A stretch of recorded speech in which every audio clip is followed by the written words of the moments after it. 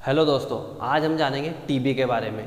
TB क्या होता है, कैसे इससे बचा जा सकता है, क्या क्या इसका ट्रीटमेंट है, किस प्रकार से ये बीमारी फैलती है, किसके द्वारा फैलती है, ये सारी बातें आज हम जानेंगे टीबी यानी कि ट्यूबरकुलोसिस के बारे में। ट्यूबरकुलोसिस यानी कि टीबी को हिंदी में तपेदिक और क्षय रोग भी बोला जाता है। आइए इसकी सबसे पहले हम देखते हैं डेफिनेशन। तो TB is an infectious disease that affect mainly lungs that also occur in bone, brain, stomach and throat. ठीक है, टीबी का एक संक्रामक रोग है जो मेनली लंग्स में होता है, लेकिन ये ब्रेन के अंदर भी हो सकता है और बोन के अंदर भी हो सकता है, यानी कि हड्डी के अंदर से हो सकता है। दिमाग की टीबी भी होती है, स्टमक यानी कि पेट की टीबी भी होती है, और इसके अलावा थ्रोट यानी कि गले की टीबी भी होती है। नेक्स्ट हम जानेंगे इसके रिस्क फैक्टर और कोजेज। जो टीबी है मेनली ये एक बैक्टीरिया की वजह से होता है जिसका नाम है माइकोबैक्टीरियम ट्यूबरकुलोसिस।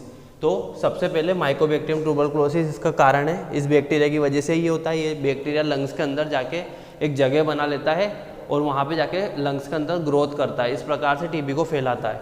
नेक्स्ट है कॉन्टैक्ट विद इन्फेक्टेड पर्सन। अगर किसी इंसान को टीबी है और आप उसके कॉन्टैक्ट में ज़्यादा समय तक उसके संपर्क में रहेंगे तो आपको भी टीबी होने के चांसेस हो सकते हैं।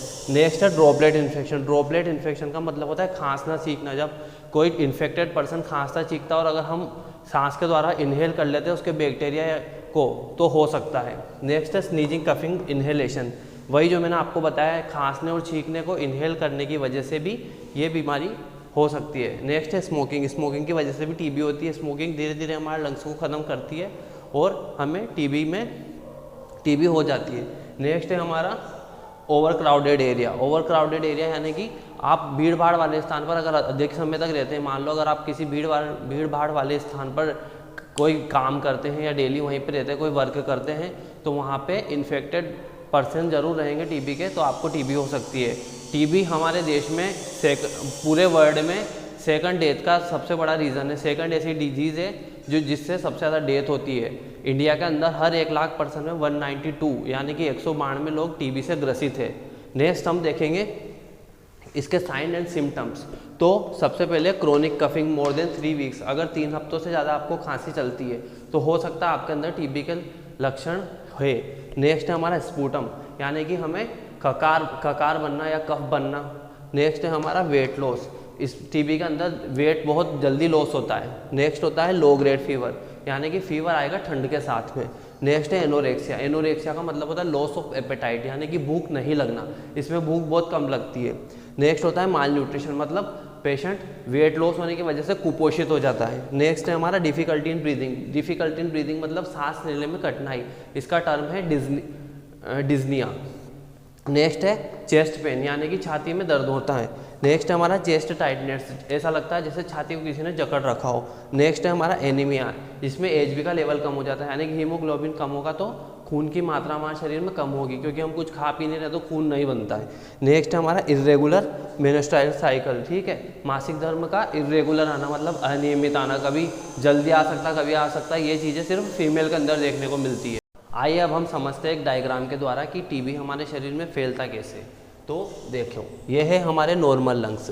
सबसे पहले जब हम इनहेल करते हैं तो इनहेल के द्वारा माइकोबैक्टीरियम ट्यूबरकुलोसिस हमारी नोज़ के द्वारा सबसे पहले हमारे लेरिंग्स फेरिंग्स में आता है, इसके बाद ट्रेकिया में आने के बाद लंग्स में आता है। यहाँ पे आने के बाद वो यहाँ पे आएगा, उसके बाद यहाँ पे ग्रोथ करेगा, धीरे धीरे इन लंग्स को धीरे धीरे यहाँ पे कवर करेगा। इस प्रकार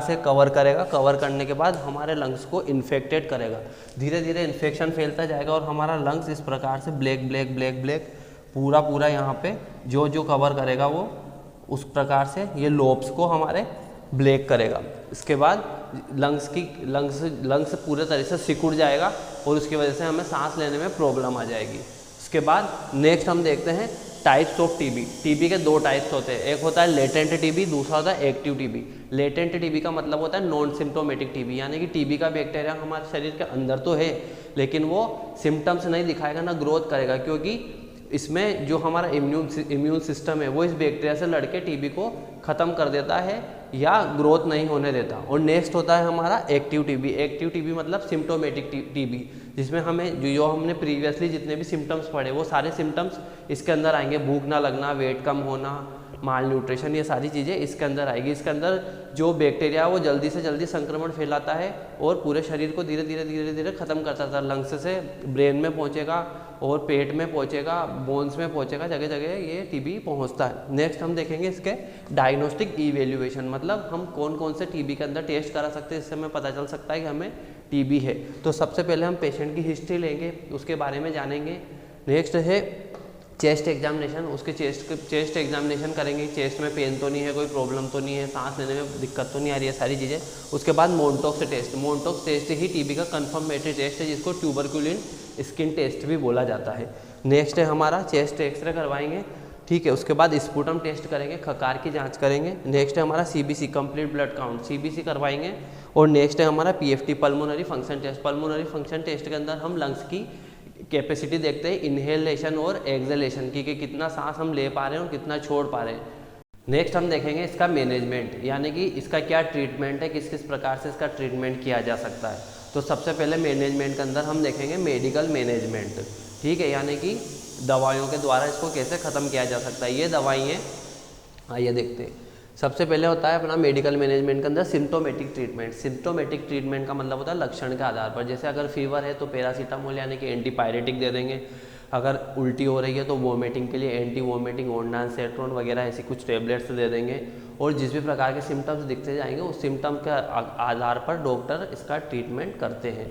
और नेक्स्ट है हमारा first line drug for TB, ठीक है, उसमें आता है डोट्स थेरेपी। डोट्स थेरेपी का मतलब होता है directly observed therapy short course. ये 6 से 9 महीने के लिए इसमें दवाई दी जाती है, 5 तरह की।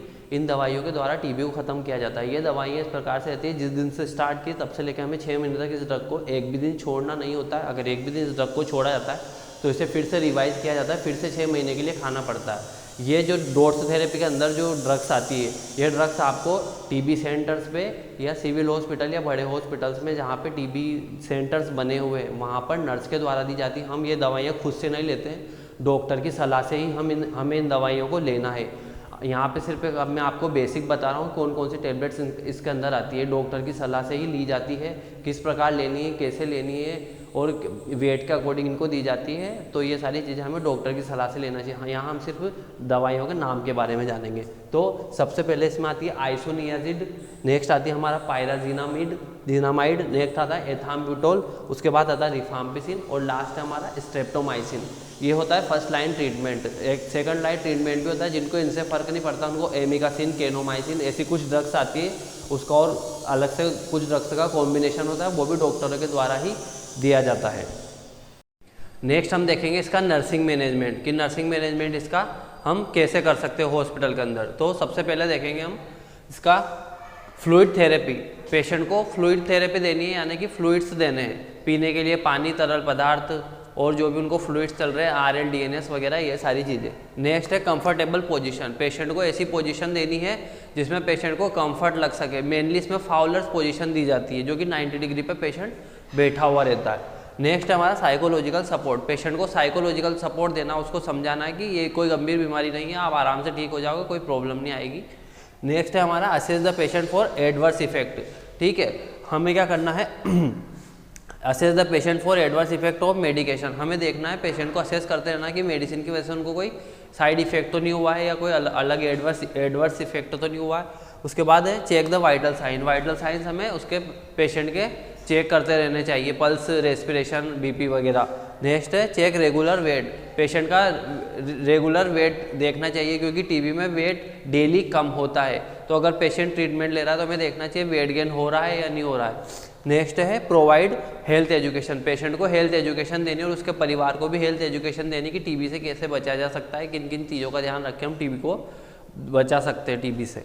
नेक्स्ट है हमारा वीकली ब्लड टेस्ट, यानी कि हर वीक हमें ब्लड टेस्ट करना चाहिए ताकि हमें पता चल सके कि एज भी गेन हो रहा है कि नहीं हो रहा है, एनीमिया की कंडीशन तो नहीं है, पेशेंट माल न्यूट्रेट है कि नहीं है, सारी चीज़ें।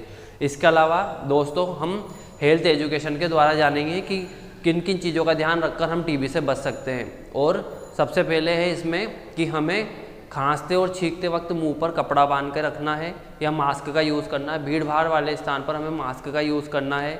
अगर कोई व्यक्ति खांस रहा, छींक रहा है तो हमें बोलना है कि आप रुमाल या कपड़े का यूज़ करें। उसके बाद हमें और चीज़ों का ध्यान रखना है, जैसे स्मोकिंग नहीं करनी है, खाने पीने पे ध्यान देना है। ये सारी चीज़ें हैं, इन चीज़ों से भी हम टीबी से बच सकते हैं। Thank you. आई होप आपको ये वीडियो अच्छा लगा होगा। अगर अच्छा लगा तो इसे लाइक कीजिए, कमेंट कीजिए, बहुत ज़्यादा शेयर कीजिए और चैनल को सब्सक्राइब कीजिए।